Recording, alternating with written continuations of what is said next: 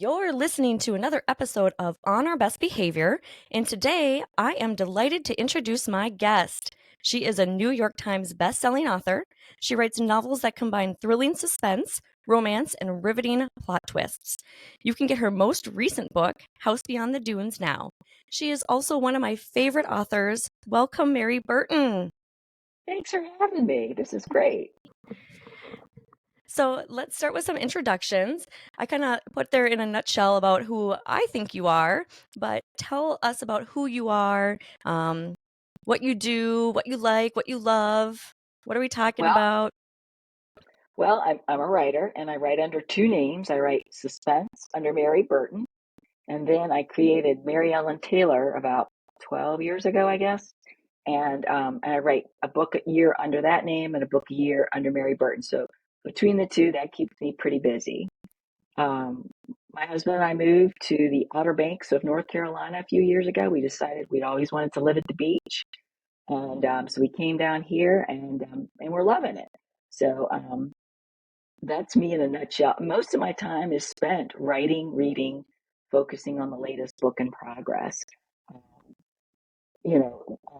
I guess for fun, I love to work out, weight train, TRX, walks, cycling. So that's my outlet beyond the computer. But that's me in a nutshell. I have two kids. They're grown. They've flown the nest. I started writing when they were infants. My first critique group, I think one was 6 months and one was 20 months. And I would sneak away at nap times to write. And I did that until they were both in kindergarten, first grade.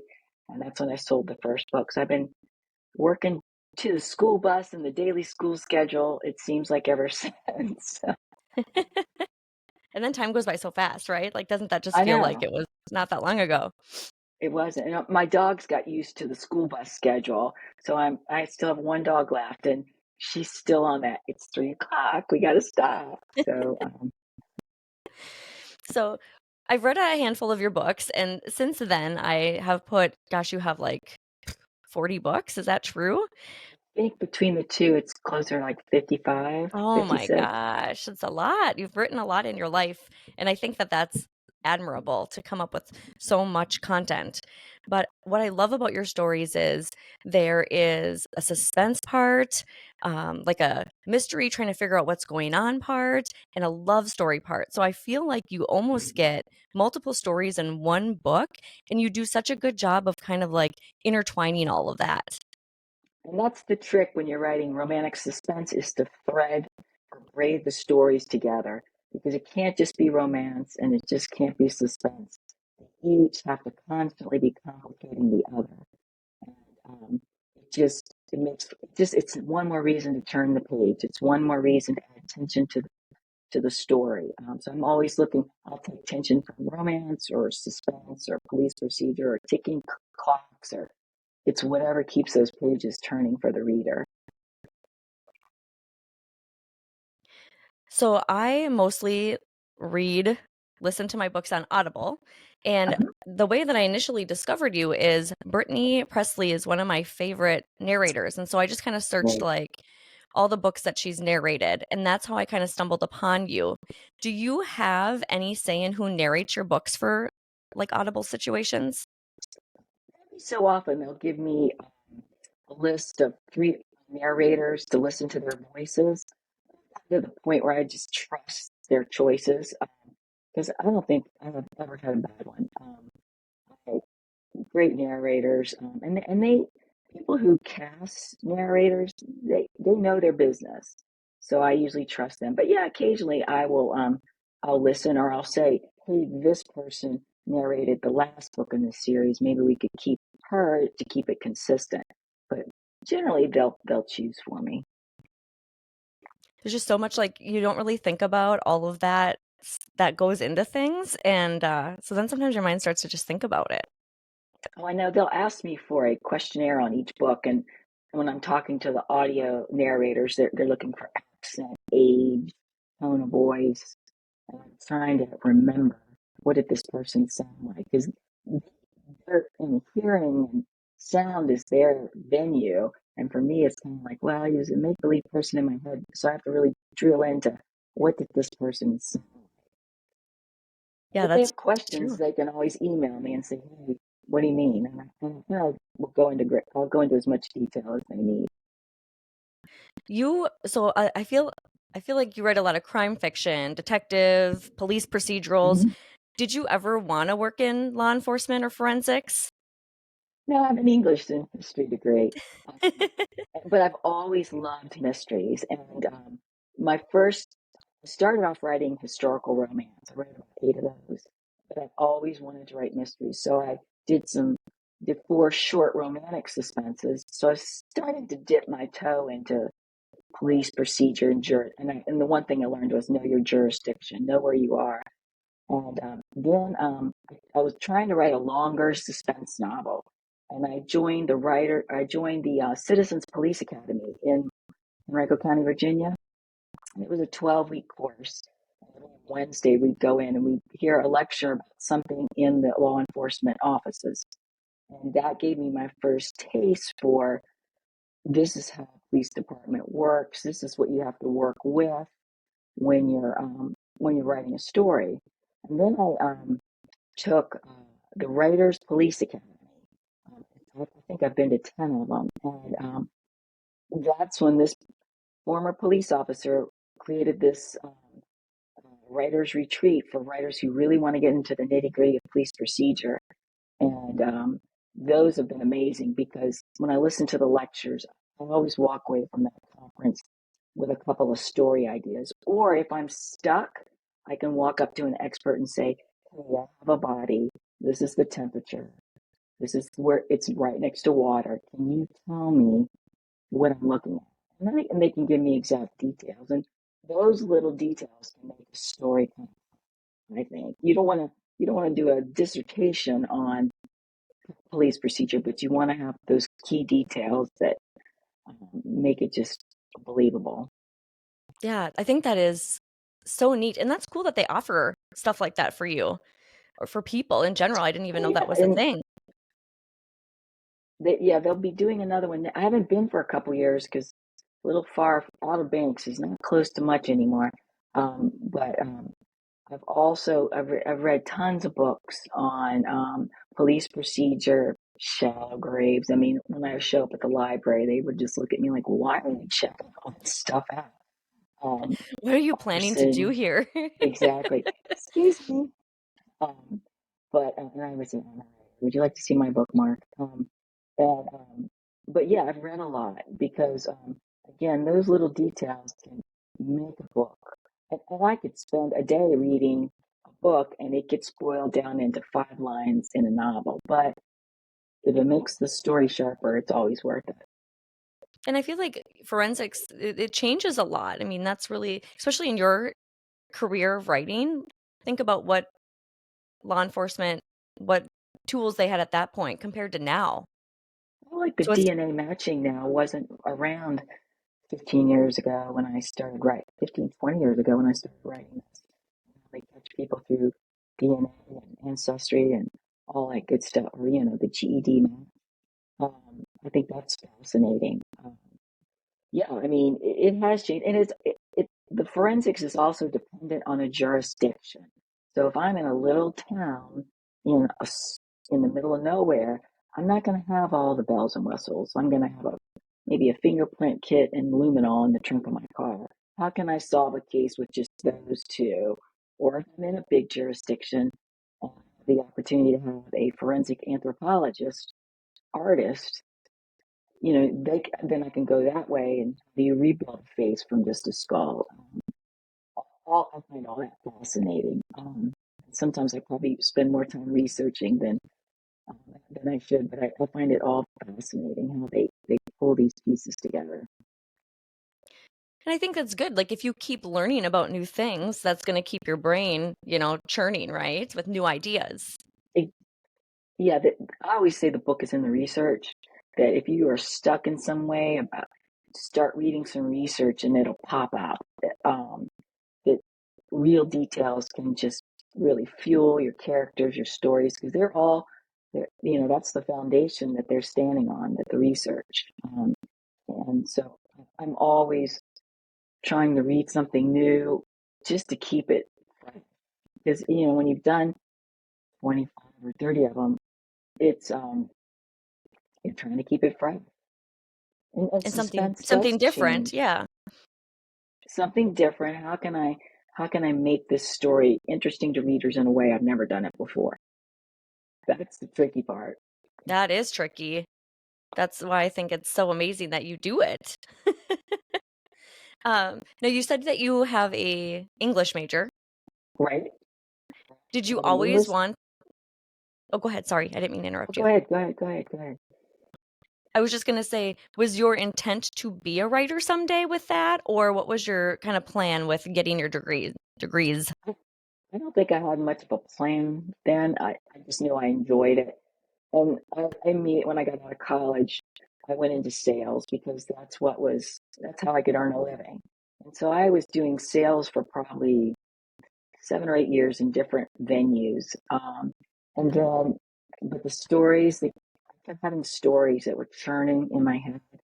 Um, so I joined the Virginia Romance Writers, which writers group in Central Virginia, because I thought, well, let me just see what other writers talk about. How do they do this? How do you actually write a book? And um, and then I started to meet other writers who were kind of on the same path as me, and several of us joined up and created a critique group, and we met every Friday, and we would exchange chapters, and we would talk about each other's work, and I learned a lot about the craft of writing. It is something anybody can learn. And then I started finding books about the craft of writing, like Techniques of a Selling Writer by Dwight Swain. Very technical, but it teaches you a lot about story and how you construct a story. Um, and I still have several dozen books on writing that I'll go back and read every so often because I think, again, it's like the forensic research. You go back to the basics and just kind of refresh yourself, and you might come back with something different. That'll teach you how to tell a story just a little bit differently than you did last time. For your character development, what's your inspiration to create new characters? That's always, I find as I'm finishing up the current manuscript, because we can get into this later, but I usually do about 10 or 11 drafts of a book. And by the time I'm really smoothing it out and convinced I will have no more story ideas, um, the new characters start to appear. And it's usually a little something that I call like the jumping off point. It's a little something about them. Were they the victim of a crime? Was it an unsolved case? What is the thing that they're chasing? What do they need to, what do they think they want? And what do they really need to have? They're usually two different things, but there's a moment or a jumping off point where the character just, I don't get the whole story, but this is the nugget of who they are. Now, how do I build a plot around that? Because I think if I start with that character and their wants and their needs, then I can keep that in mind as I'm building the story. Because the story and the character are two sides of the same coin. They are interwoven. They're inseparable. Oh, go ahead. No, go ahead. If you have a character that needs validation, but all they're getting is validation, they're not being challenged. If you have a character that needs validation, is getting everything, but they're going to start and they need to chase it. You want to give the character whatever they want. You can't give it to them till toward the end of the book. They have to go through a character arc and learn to be the person they were at the beginning of the book has to change. They need to change and learn to figure out something so that they can get what they secretly don't even, maybe not even realize what they need. Um, anyway, that's my theory. I like that. I like that you start with kind of, like you said, that jump off point, and that kind of helps you because your mind's kind of in that super creative zone when you're getting to the end of the story. And then, yeah, sometimes just that kind of it's just really fresh in your mind. And then you're ready to, like you said, jump off and create that next person. You Keep a travel a pad. lot too. Oh, Do go I ahead. keep a pad, and every time these little nuggets come to me, I don't use them all, but I'm always I have lists everywhere. Lists of I was wondering that, like, do you just randomly jot stuff down as it, like, comes into your mind? yeah, I've got receipts in my purse from the grocery store. And a lot of there's notes all over. It's like I'll be in the grocery store and I'll jot. So I never have paper, so I'm always jotting on a random receipt or something. I love that. I was gonna say, you travel a lot and do a lot of, like, research on, location and, like you said, jurisdiction. I think that is so cool because personally, when I read a book that's from where I live, I think that's so fascinating because you can picture it more clearly, whereas when you're reading a book, one of the things I love about reading is you kind of in your imagination get to develop what everything is looking like, and you kind of get to paint your own picture. And a lot of times I say, like, when they make movies out of books, like, sometimes it's frustrating because it's not what you envisioned at all, so it kind of like it's like that's not what I would have done, or Yeah, that's that's not what I envisioned. that. Yeah.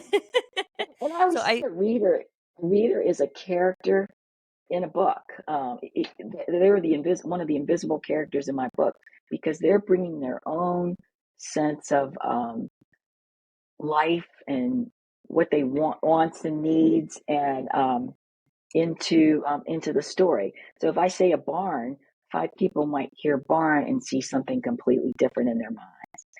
Um, so I mean that's so I'm always aware that a reader is going to bring their own vision of the world when they're reading the book. Which is good. That means I get questions all the time. It's like, well, did you mean this? And I was like, yeah, I'm glad you saw it that way. do you ever use personal life events in your work? Really, because it's not it's I write, I work out, I have a dog, husband. We're not that exciting. We always joke if we were a reality show, we'd be canceled because Oh no. we're pretty dull, just steady as you go. So no, not a lot from life, but I do pay attention to people. And people often comment I can be quiet, and I'm just pay attention to people and what they're talking about, their life experiences, what's happening with them. And again, sometimes you hear those, oh, there's a jumping off point for maybe another novel. Not their life story, but a moment or a comment that gets you thinking, oh, I could work around that. So yeah, I'm always paying attention. If I'm sitting in a coffee shop, don't talk around me. You might be the next book idea. That's right. You might be the next book idea, exactly. Uh, you write under a pseudonym, as we talked about earlier. Why? Why would a writer or author do that? Well, when I was writing suspense and really enjoying it, but this other book kind of kept coming up in my head, and I knew it didn't fit the suspense world. And I also know that your name as a writer is a brand. So when you pick up a Mary Burton book, it's going to be a scary suspense. You know that. You're going to expect it. But if I all suddenly give you a women's fiction book about families and sisters and history, you might be disappointed. So I created Mary Ellen Taylor just to create a different brand so that she has a different vibe. It's a different type of story. And they're both great because they both allow me to kind of flex different muscles. And I've discovered that I can put a little suspense in Mary Ellen Taylor books, and I can put a little bit more personal interaction in the Mary Burton books. I mean, so it's been, I just enjoy telling different stories. So that's how Mary Ellen was. And then I'd been up in Alexandria, Virginia at a mystery writers conference, and I'd left early, and I knew the kids didn't get off the bus till 3. So I swung through Alexandria and went to the history center there on the river. This big display on the Jameson Bakery. And driving home, this character that kept bugging me, it made sense now that she might work in this bakery, that there'd be an old story and a current story, and it just kind of went from there. But Yeah, like I said, I enjoy history, I enjoy English, I enjoy puzzle of a mystery. When you start a book, do you know how it ends, or are you kind of surprised what direction it goes in as you continue to write? Like when you're driving somewhere, you know you're going to end up in Kansas City somewhere, uh, but how you get there, it's going to change along the way depending on the weather, the roads. You're going to see a lot of surprises along the way. And when you get there, you may realize where you thought you were going to be in town is the wrong place. It's going to be a little different. And I've written, especially the suspense novels. If if I'm on like the second or third draft, resolution feels too obvious to me, then I'll go back to the beginning. It's like, how can I adjust these clues and what I tell the reader to make it not so obvious, or make it even somebody else? Like I didn't even see it coming. So I figure if I surprise myself, I'll definitely surprise a reader. Yeah, I read I See You recently. I finished that last weekend in 2 days. And Oh, the good. twist in that book, I didn't see any of it coming. And sometimes, you feel like when you read a lot, like you can kind of start to see stuff like unraveling a little bit, or you've read so many books, you kind of know like how plot twists work and you can kind of guess it. But that one got me from multiple directions. So anyway, I highly recommend reading that book if you haven't and you're listening to this, but I Yeah, I loved probably that. didn't see it coming either. That was like one of those second or third drafts where it's like, hey, wait a minute, maybe I could make it more by doing this. That happens a lot. And I like too how it's not necessarily like that book isn't a part of a series, but it's like book two of cases that tie into each other from like previous books. So when I read that one, I didn't even realize that there was a book that could have been before that. But I like that you don't necessarily have to read them in order. They're all standalone. I think these were all set in Alexandria, Virginia, because I'd been up there researching for the Mary Taylor novel, and I thought, this is a great location for suspense novels. I've got DC, I've got I-95. There's a lot of suspense elements I can use from the city. And so, yeah, you might see sometimes when I use the same setting, but just one becomes a suspense and then one becomes a women's fiction. It's just the pressure points you put in the story. The House Beyond the Dunes. Um, I had just written Brighter the Light, which was set down here on the Outer Banks. So I'd gotten to know the area really well. And then my husband and I drove up on to it's called the 4x4. It's the most northern beach and it's only accessible by four-wheel drive. And we're driving up there and looking at the wild horses. It's gorgeous. The Oh, wind's blowing beautiful. around. And I thought, in January in a storm, this would be a great suspense location. So I yeah, love that. yeah. So yeah, you'll see. I'll get lots of inspiration from different locations. Or the same location can spur several novels. How do you know when or if a book is going to become a series? They sometimes when I wrote The Brighter the Light, Mary Taylor, there was a character in there named Danny, and she had a huge unresolved issue by the end of the book. It's not fixable. How do you move on with life? And I'm not giving anything away. Well, no, I'm not going to tell you. I'll let if you haven't read it. Um, No but I kept spoilers. thinking, exactly. I thought, she probably could have another novel, and I haven't done that very often. I've done it with a couple of books. Um, or if it's suspense, I'll create a department of investigators, and each has their own story. It's important that every book stand alone. I want a reader to pick it up and feel like they haven't missed anything. So if it is a second book, I spend very little time on the book before. As far as I'm concerned, it's over and done with. And there might be bits of it that come through the second book, but again, I think it's important to be standalone. Do you like to read? Oh, I do like to read. I just finished Rebecca Yarros' Fourth Wing, which I thought was great. Oh, people are Um, really reading that right now. I've seen a lot of that they on are. my coworkers' desks. Yeah, I do tend to like that.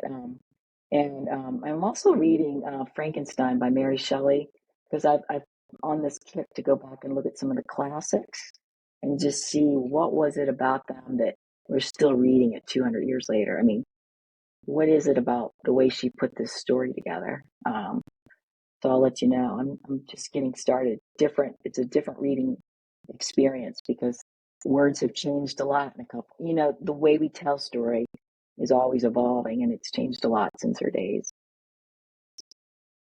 Yeah, I'm sure that's super fascinating. You know, when you go, because there's so many new books being written all the time, right? So I feel like as a reader, I'm trying to keep up with what's current.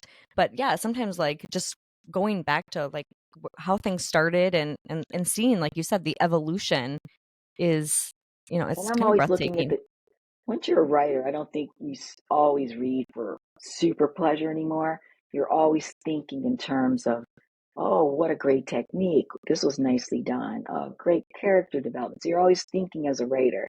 So when I go back and look at the classics, it's like, okay, the writing styles have changed, but what was it about the characters that has lived? So it's something in that book that readers still, they're still making revisions of it or versions of it in TV and film. And um, what is it about some of these classic books that still stand the test of time? So that's my latest pick. I'm trying to come up with an answer to that.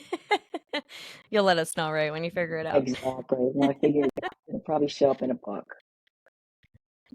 When I was doing a little bit of research on you, I saw that you, like you said, you're down to one, but you had two doxies, and I am a really We had, big doxie fan. You we had had three.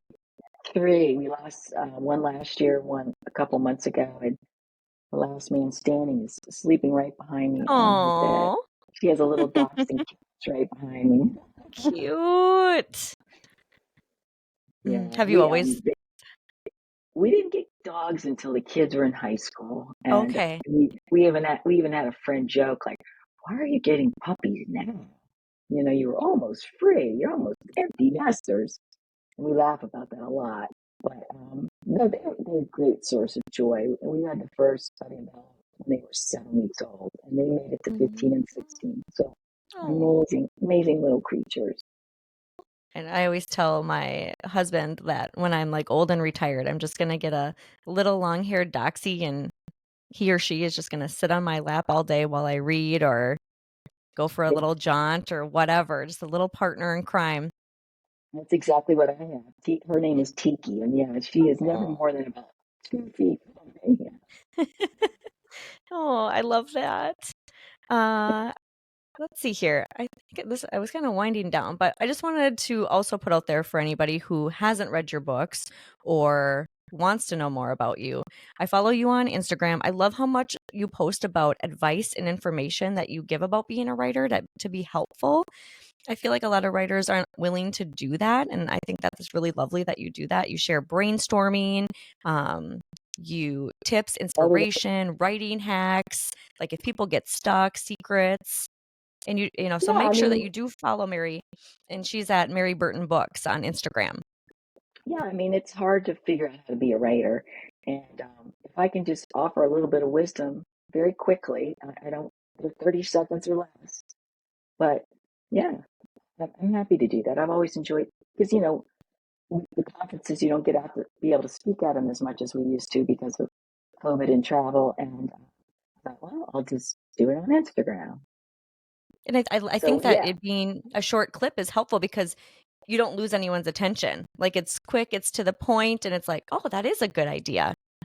yeah, it's important to keep it quick, and I got to reach out to people on Instagram more to say, what do you want to know about writing? What inside? I mean, what do you want to know? You tell me, and I'll figure out how to answer it.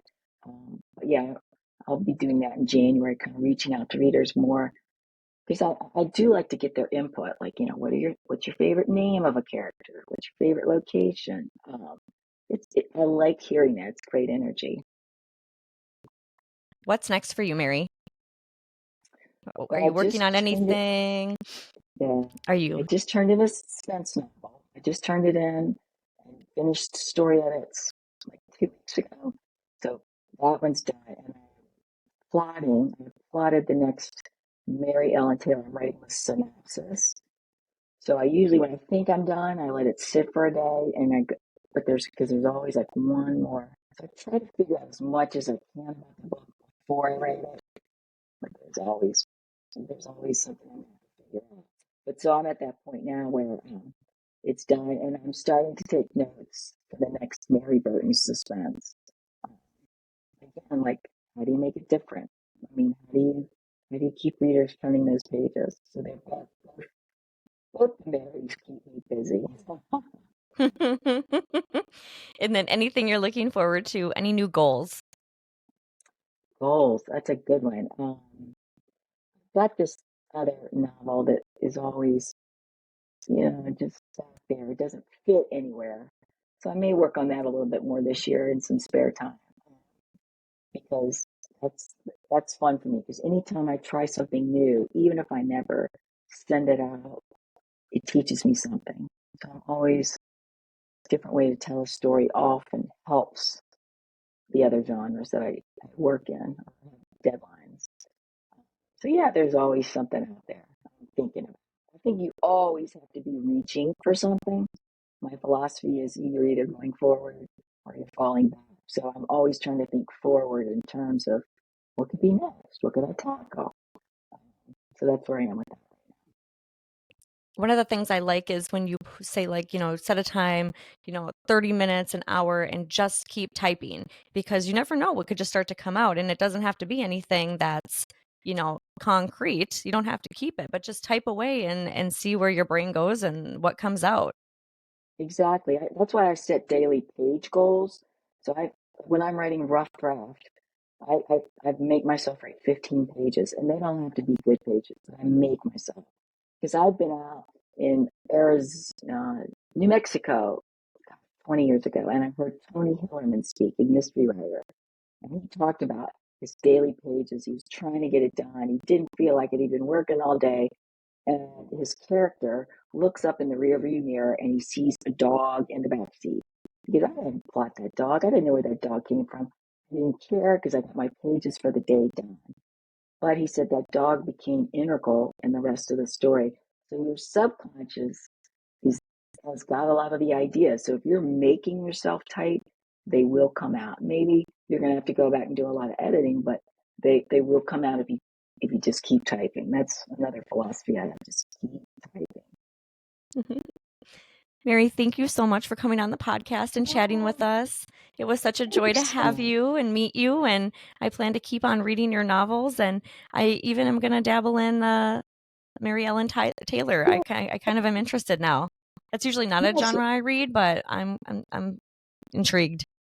She's always got a little mystery going on too. So Oh, if you're good, good, good. but thank you so much for having me. This was great. Absolutely. Well, I hope you have a great rest of your day, Too. and maybe we'll talk to you soon. Absolutely.